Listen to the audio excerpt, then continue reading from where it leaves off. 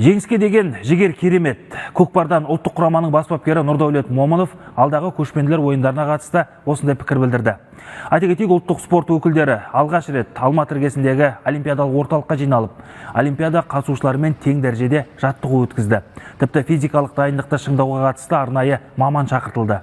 Ұлттық және ат спорты түрлері орталығының қолдауымен өткен жаттығу жиыны 20 күнге созылды. Енді көкпаршылар сәл тынығып, бір аптадан кейін қайтадан Алматыда бас қосады. Яғни аттың үстіндегі негізгі дайындықтар басталады. Жалпы алғанда көшпенділер ойындарына дейін 4 жаттығу жиыны жоспарланған. Алғашқысы осы залдағы физикалық әзірлік, одан кейін Қазақстанда және Қырғызстанда атпен дайындық пысықталады. Дүниежүзілік көшпенділер ойындарының өзі биыл көрші Қырғыз елінде болады. Жарыс 31 тамызда басталып, 6 қыркүйекке дейін жалғасады.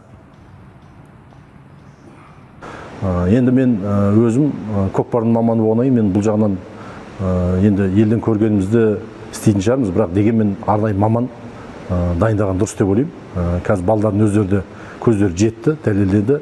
Жаңағыдай бір күні ауыр жаттығу жасады, бір күні жеңіл жаттығу жасады. Бізге салса біз күніге ауыр жаттығу жасадық, бірден балдарды болдырып тастаймыз ғой. Енді екінші, үшінші кезең біз енді жаңағы атпен өзіміз ол маманның қажеті болмайды.